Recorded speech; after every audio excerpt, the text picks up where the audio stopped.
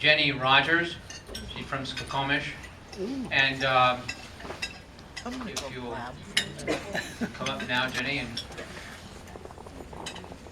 I didn't know that was Genny. Yeah.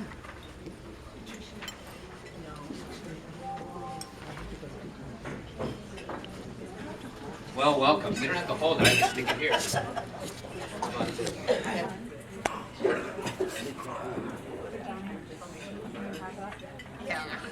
Well, hello, my name's Genny Rogers. I'm a member of the Skokomish tribe, and I have a pretty long experience with cancer in my family. My relationship with cancer began with my mother when she was 37 years old. She was diagnosed with breast cancer. And in those days, there was just not too much to treat it. She went to a hospital, a regional hospital, and received radiation and weird diets like no fats, no meats, and they were just basically trying to pull a rabbit out of a hat. And eventually she lost the battle. But the part of the story that stuck with me was I remember going to the doctor with her because she was worried. She had a lump on her breast. And I was only 7, but I remember sitting in the doctor's office as she went to see what was going on. Well, it turns out that the doctor said, everything's great, you're fine, go ahead. And 2 years later, she was stage 4, when she finally saw a doctor that paid attention. So my dad was always really against doctors because he said that first doctor should have saved her. So that was always in my mind as I was growing up, and as I approached my 40s, I knew that it was probably a good time to start screening because I was, there's a possibility I could have breast cancer too. So I hooked up with an oncologist and started tamoxifen at that time and regular mammograms, and things went fairly well for a while. And I moved from the Shelton area to Omak, Washington. And when I moved there, I knew I had to establish another oncologist because I wanted to be able to screen. Am I getting in your way? You can't catch cancer unless you screen it and are aware of what's going on. So I went to a doctor that I was referred to, and he found a lump under my arm and told me, oh my, you have cancer, you need a double mastectomy. And I said, do you think maybe we could do a mammogram? And he said, oh yeah, okay. So he ordered a mammogram, and in the meantime, he had me come back for my needle aspiration to find out if it was cancer. And it turns out it was cancer, but my mammogram had not come back yet. And he decided he was going to give me mastectomy without ever having read anything on a mammogram other than knowing I had cancer cells in my arm. So I asked the surgeon when I went to visit him, how comfortable are you doing surgery, a double mastectomy on me when you don't know if there's cancer there or not? And he said, not really comfortable, but I'm going to do it anyway. Happened so fast. So red flags started going up everywhere, and at that point, I called my Aunt Leona, my dearest Aunt Leona Miller, who had breast cancer at that time. And I said, what do I do? What's the best path? And she said, I want you to get all your medical records. I want you to keep them, put them in a notebook, and bring them with you anytime you go to a doctor, so you can say, I've had this test, I've had that test, here's the results. And I thought that was a brilliant idea, so I went and got the records from this current oncologist that was ready for surgery. And in reading the notes, I saw in there, he said, poor woman. It's just so sad. She's not going to make it. She's, I don't know if I should even just do a double mastectomy. We'll just forego the chemotherapy and we're just going to do surgery. And, you know, too bad. She's on her way out. So at that point, after reading that, my husband Bob and I both said, holy cow, we got to get out of here. And we were in Omak at that time, and it's very rural, and doctors are hard to come by in a lot of ways. The specialists come from far away, Wenatchee or Spokane, to come to town. And when we decided to go back to Olympia, where I had been originally for all my screening, and I called my surgeon that I'd had in Olympia before and said, here's what I know. I was really worried about my back. What should I do? And he said, you need to have surgery as soon as you can, but Injury. get your butt back to Olympia and see another doctor. So I did. Thank you. And I told him, if I have breast cancer, you're more than welcome to do a mastectomy, but I want to know exactly what is going on. So he said, we'll be comfortable enough if we look on a PET scan, which is a type of screening, and we'll see where this cancer is. My hand. So I did the PET scan, and it showed I didn't have any cancer in my breast. It was only under my arm.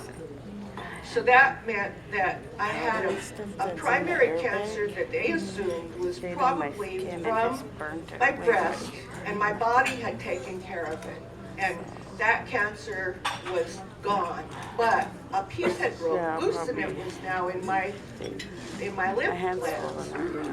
So we did surgery and chemotherapy and radiation and switched doctors, and we drove. I lived back here for a long time. I had only moved 4 months before, and now I was hanging out on this side again for all the treatment, the radiation, the chemo. And I felt comfortable with the doctors here. And then the farther away the cancer became, the more comfortable I was handing it back to maybe a lower tier type doctor that we had locally in Okanagan County. And I asked around and found who was the best provider in the area. And I was given the name of a wonderful doctor in Wenatchee, and he was a jewel. He was on board for screening. He helped me get genetic testing. When I finally did get my genetic testing back, it read that I didn't have the breast cancer genes, but I had a couple other mutations that they didn't know what it meant, but it could mean some sort of cancer. So go through all the chemotherapy and the radiation and the healing, and I'd only been in my house for months, and when I moved there, it was a desert. It was no flowers, no birds, no butterflies, no anything. And so I decided that for my therapy, I would plant some flowers, because I thought, I don't know how long I'm going to be here. I may not be here long enough to even buy new clothes, but I'm going to get some flowers going in my garden. So for 12 years, I started flowers every year. I planted 300 flowers in my garden every single year. And in the first few years were only annual flowers, because I was afraid that I wouldn't be around long enough to enjoy any kind of a perennial flower. But it finally dawned on me that I can plant plants that last a while. And my purpose in that was to show that I was here. You know, I'm not going anywhere. And it got to the point where I finally got to plant trees. And I thought, I am doing good. This is 13 years from my previous cancer, which they figured out was hormone negative, and they guessed breast cancer because of no primary. So I'd had all the years of doctors and reading notes and being careful. And then my oncologist retired. And I got a new oncologist. And this one read her own mammograms. And she pointed out at one point, hey, we have a spot right here that just doesn't look quite right, but I think I'm going to just watch it. And my daughter and my husband were with me. And one thing that we all together said is, why? And she said, well, you know, we'll just let it sit and see. And I said, no, we need to do a biopsy, something to figure out what this is. I don't want to guess. And she was adamant that I was just way overreacting. And so I got her attention enough that she would do a biopsy on it. And they tried, but they couldn't get to the spot. The type of machines they had were not fine-tuned enough. And in Eastern Washington, I did find out that the equipment that they used was years behind what's on this side of the mountains. We're really lucky to have updated equipment. So we went in, tried it, and she said, we couldn't get a biopsy, so we're going to let it sit. And I said, no, and my husband said no, and my daughter said, no, we're going to check it out. And I said, send me somewhere. I don't want to do it here anymore. And she said, well, the only other place that does it is Swedish Hospital in Seattle. And I said, sign me up. And we went to Swedish, and they did the biopsy, and it came back cancer again. So I said, who's the best cancer doctor at Swedish? Who's the best one? And they gave me the name of a man that had been the head honcho of cancer programs in Canada. He was a sharp man. He was on board. I could talk to him. He gave me his home phone number in case I had questions. The test came back and said my cancer was hormone positive, which means I had 2 different kinds of breast cancer. My doctor started asking me questions. He said, was your first cancer hormone negative? And I said, yes, it was. And I told him everything I knew, and I knew a lot because I had a notebook that was this high. And I read it and studied it and memorized it. And he said, this is really unusual. We're going to have to do some digging genetically to see what's going on with you.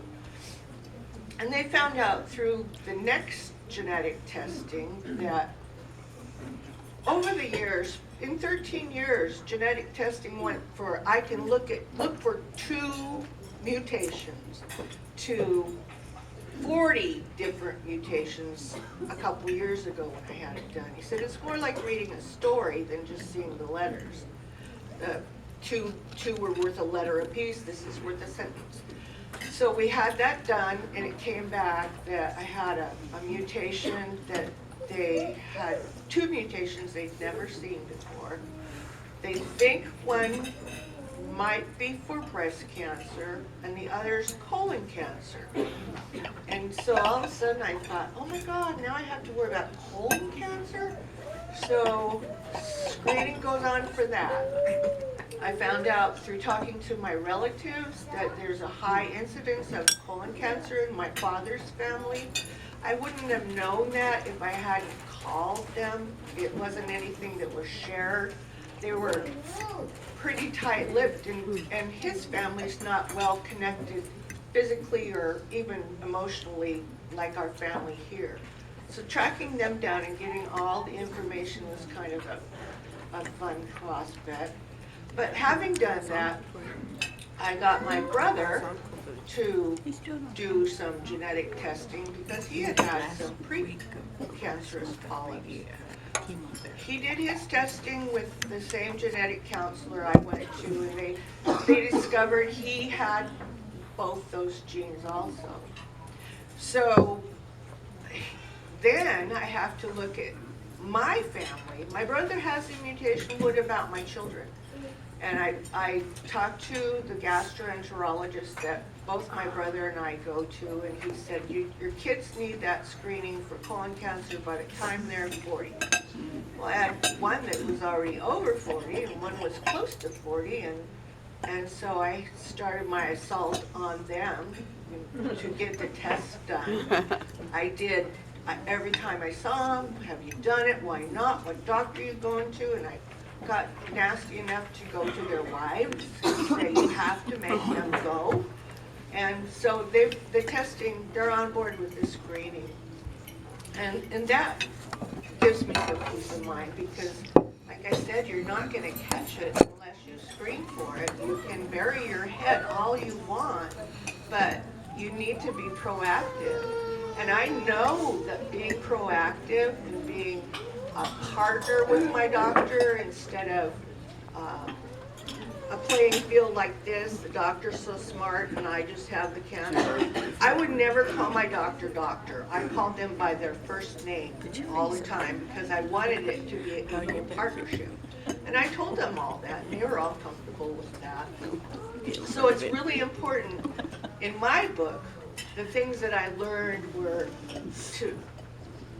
to pour over all the tests and anything that's been happening to you and be informed. Look it up on the computer or talk to someone to understand everything because it's for your benefit.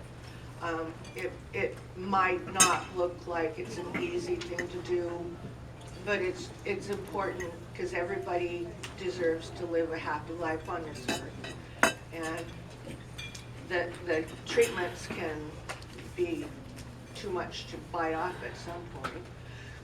So during all this time, I've done my second cancer, my mastectomy, and I began breast reconstruction surgery. That was my choice, and I had developed an infection called a Pseudomonas infection. It's a dandy little bug that tends to just stick around and revisit you anytime you have surgery again. So I ended up in the hospital with the Pseudomonas, allergic to the antibiotics that were supposed to kill it, so I had to take the medicine with lots of Benadryl, and got through that. Second stage of my reconstruction, and I got another Pseudomonas infection. And there were some infectious disease doctors that came to my room, and both of them are I'm in isolation, and they're in their gowns, and they said, "Are you going to continue your breast cancer surgery or reconstruction?" And I said, "Well, isn't it a good idea?" And they said, "No. There's a high chance you'll get this infection every time you have surgery for reconstruction." And the second time it almost killed me. And so, all right, I understand, I'll do what you say. I go back to my plastic surgeon, and she says, "No, it's fine, we'll do it. It's no problem. Maybe you just have one in there, one little bug of Pseudomonas, and you won't be a problem at all." I said, "Well, I just talked to the infectious disease people, and they said don't do it." Oh, what do they know? So my next thing was to, start researching Pseudomonas infections and how that relates to reconstruction, and so I had to give that up too. Now I'm okay with that. I'm still here. It's a good day every day I get up. I'm blessed to be here, and I think there's only one thing that I need to tell everyone over and over. If you have a high risk, or you think you might have a high risk for cancer, you get locked in with the doctor and make sure you're taken care of, because everybody's precious. And that's about the most I learned, other than every day is a struggle for different parts of your treatment, and that's okay. sometimes I only had to have, the only joy I could find was a cup of tea or pet the cat. That was as much as I could muster up for feeling good. But every day I get up, every day I have a goal. And sometimes the only goal I can find is to have a goal. So I just keep going one foot in front of the other, and I'm so proud that there are so many people in this room that have been on the path that I have, or know someone that has. The caregivers, got to give them extra attaboys, because without my caregivers, my husband and my daughter, it would have been a rough road. So that's pretty much my story in a nutshell. 16 years. Yay.